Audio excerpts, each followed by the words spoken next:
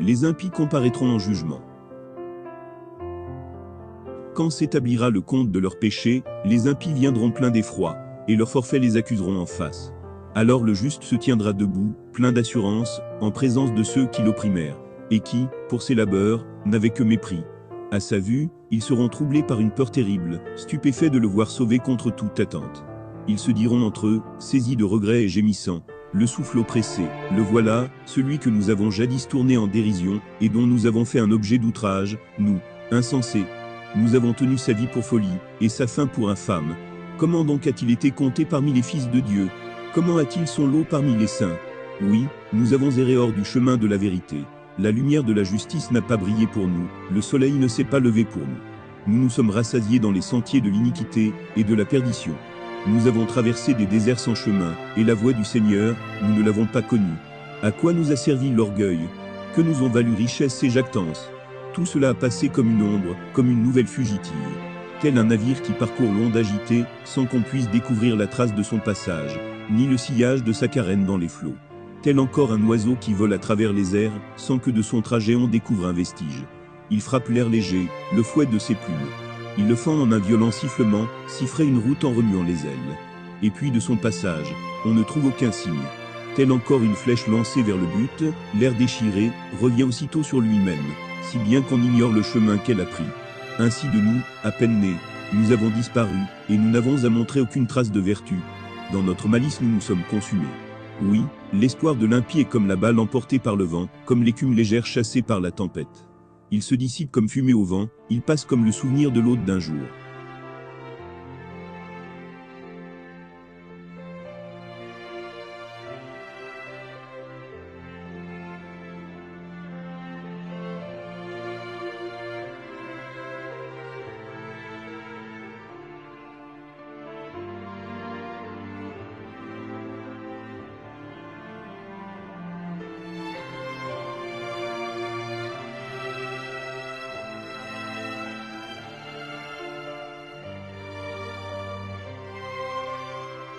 Destinée glorieux des justes, et châtiment des impies.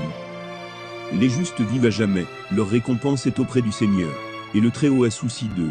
Aussi recevront-ils la couronne royale magnifique, et le diadème de beauté, de la main du Seigneur. Car de sa droite il les protégera, et de son bras, comme d'un bouclier, il les couvrira. Pour armure, il prendra son ardeur jalouse, il armera la création, pour repousser ses ennemis. Pour cuirasse il revêtira la justice, il mettra pour casque un jugement sans feinte. Il prendra pour bouclier la sainteté invincible, de sa colère inexorable, il fera une épée tranchante. Et l'univers ira au combat avec lui, contre les insensés. Très bien dirigés, les éclairs jailliront, et des nuages, comme d'un arc bien bandé, voleront vers le but. Une baliste lancera des grêlons chargés de courroux, les flots de la mer contre eux feront rage. Les fleuves les submergeront sans merci, un souffle puissant se lèvera contre eux, et les vannera comme un ouragan. Ainsi l'iniquité dévastera la terre entière, et la malfaisance renversera des trônes de puissants.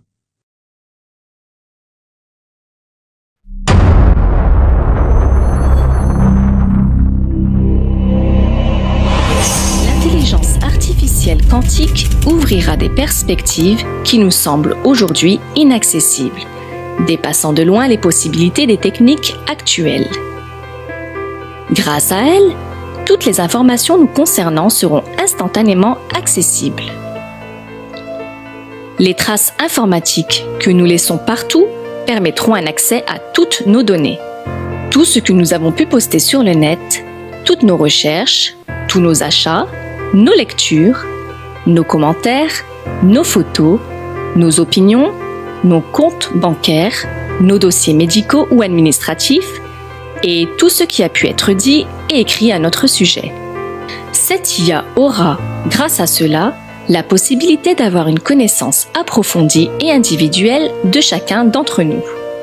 Il sera donc possible, grâce au calcul des probabilités optimisées à leur maximum par l'utilisation du quantique, de prévoir nos envies, nos réactions, donc d'une certaine manière, notre futur.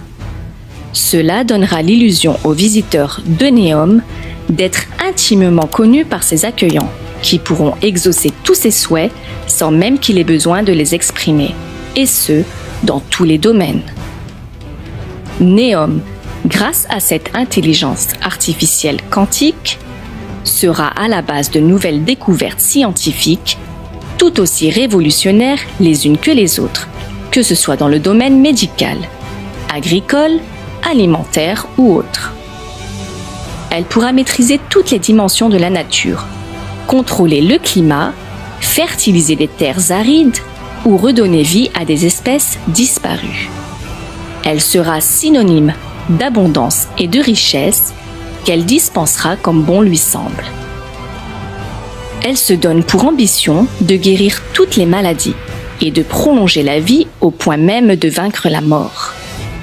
C'est l'ambition de Mark Zuckerberg, patron de Facebook, qui a investi 3 milliards de dollars pour, selon lui, guérir, prévenir et gérer toutes les maladies d'ici la fin du siècle. Google va encore plus loin en annonçant son ambition de nous rendre immortels, en nous guérissant de la mort qu'il considère comme une maladie. L'intelligence artificielle quantique pourra donc rendre la vue à l'aveugle, faire marcher le paralytique ou encore nous garder éternellement jeunes dans cette ville de tous les miracles. Elle apparaîtra comme un paradis terrestre, ce qui est en réalité l'ambition qui se cache derrière ce projet. Neom deviendra alors le pôle mondial, la cité ultime, l'aboutissement de l'alliance devant laquelle les nations du monde entier n'auront pas d'autre choix que de s'incliner.